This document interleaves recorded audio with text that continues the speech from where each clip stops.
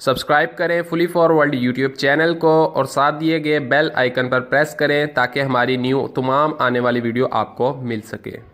अस्सलाम वालेकुम दोस्तों, आप देख रहे हैं फुली फॉरवर्ड यूट्यूब चैनल। मेरा नाम है आज़म और इस वीडियो में हम बात करने वाले हैं, ये 2 टन का यूनिट है जिस पे मैं ऑलरेडी इसके कुछ बेसिक फंक्शन पर वीडियो बना चुका हूँ। इसमें 2 कंप्रेसर्स लगाए गए हैं। बहुत सारे दोस्त ये जानना चाहते हैं कि 2 कंप्रेसर्स क्यों लगाए गए हैं और 2 कंप्रेसर का कैसे जो है सर्किट, इसमें जो है एक ही इसका वेपोरेटर है, इसमें जो है किस तरह से मतलब ये काम कर रहे हैं दोनों।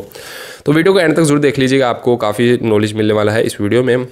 और वीडियो अगर अच्छी लगे तो इसको लाइक भी कीजिएगा। फुली फॉरवर्ड यूट्यूब चैनल पर न्यू है तो इसको सब्सक्राइब भी कर लीजिएगा। आप देख सकते हैं दोनों कंप्रेसर लगे हुए हैं। अब इस कंप्रेसर की डिस्चार्ज की बात करें, एक कंप्रेसर की, तो यहाँ पर जो है इसका डिस्चार्ज यहाँ पर आकर अभी हम रोक देते हैं। ओके, तो दूसरे कंप्रेसर की डिस्चार्ज की बात करें तो उसका भी अलग है और यहाँ से इसकी डिस्चार्ज जो है वो लाइन इसके साथ ही आ गई, मतलब दोनों आपस में कनेक्ट नहीं है लेकिन इसके साथ ही है। और यहाँ पर आगे की तरफ जाकर नीचे shell and tube type condenser है जिसमें कनेक्ट है, आप यहाँ से देख सकेंगे। ओके, एक लेफ़्ट और एक राइट साइड से shell and tube type condenser में कनेक्ट है। तो shell and tube type condenser में कनेक्ट होने के बाद जो है वो मुकम्मल जो है ये पानी से इसको ठंडा करता है। यहाँ से इन और इसकी आउट वगैरह इसको मिलेगी पानी की, और पानी ये पाइप इस पाइप के अंदर ही चल रहा है। ओके, तो इसमें से मुकम्मल घूमेगा, सर्कुलेट करेगा जितना भी कंडेंसर है कंप्रेसर की कैपेसिटी के हिसाब से। तो वो कंडेंसर जो है बाद में आउट वापस बाहर भी आएगा। तो जब वापस बाहर आएगा तो उसकी कैपिलरी वगैरह आगे से, ये पाइप के साथ आगे से कैपिलरी स्टार्ट हो जाएगी। ओके, ये मेरे आगे ही जो पाइप मौजूद हैं, ओके, इनके नीचे जिन पर इंसुलेशन हुई है, तो ये पाइप इसके आउट वाले ही हैं। तो मतलब इसका जो है डिस्चार्ज अलग अलग है। तो यहाँ पर आप देख सकते हैं ये कैपिलरी ट्यूब, और यहाँ से जो है इसमें सीधा हमारे जो वेपोरेटर है उस पर चले गया, और ये फ़ैन जो है इसकी एयर जो है वो यहाँ से सक करके आगे की तरफ जो है वो निकालेगा। तो यहाँ पर जो है आपको मैं ये चीज़ क्लियर कर दूं कि दोनों कंप्रेसर जो है वो सेपरेट जो है वो अपने फंक्शन में है। हाफ जो है इसका वेपोरेटर का मान लीजिए एक कंप्रेसर के साथ कनेक्ट है और हाफ जो है वो एक कंप्रेसर के साथ कनेक्ट है।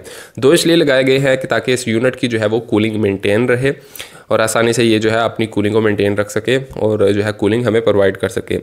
तो इस तरह से ये काम करते हैं। दोनों के सेपरेट हैं, बिल्कुल सेपरेट, मतलब एक डिस्चार्ज में दोनों के पाइप जो है वो डिस्चार्ज वो कनेक्ट, ऐसा कुछ भी नहीं है। एक कंप्रेसर है वो अपना सेपरेट काम कर रहा है, दूसरा जो है वो अपना सेपरेट काम कर रहा है। इनमें जो है एक जो है आपका बड़े वाला कंप्रेसर जो राइट साइड पर है वो आपका कंप्रेसर जो है तकरीबन ऑलमोस्ट रेगुलर चलता है, और जो साथ में जो है वो उसकी कूलिंग को मेंटेन रखने के लिए चलता है और फिर ट्रिप कर जाता है। तो इस तरह से ये दोनों कंप्रेसर जो है वो वर्क करते हैं।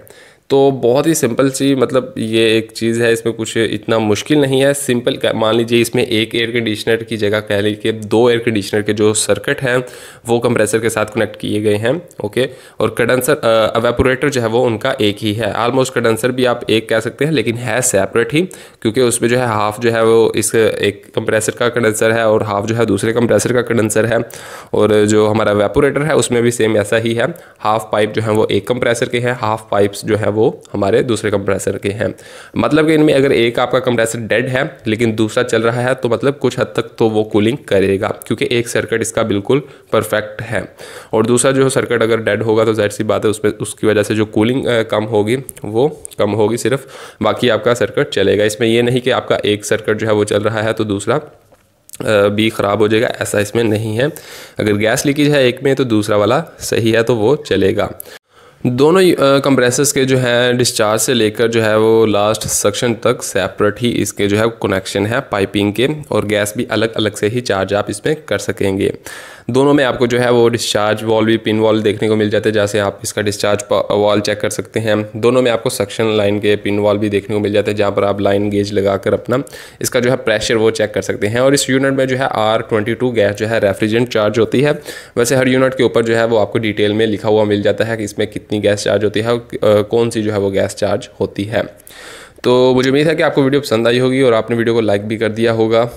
और कमेंट्स में ज़रूर पूछें अगर आपके माइंड में कोई क्वेश्चंस है, और इस तरह की वीडियो आपको जो है वो आगे 3 फेज से रिलेटेड और इस तरह की यूनिट से रिलेटेड वीडियो आपको मिलती रहेगी। तो मैं मिलता हूँ आपसे नेक्स्ट वीडियो में। Thank you so much, good bye.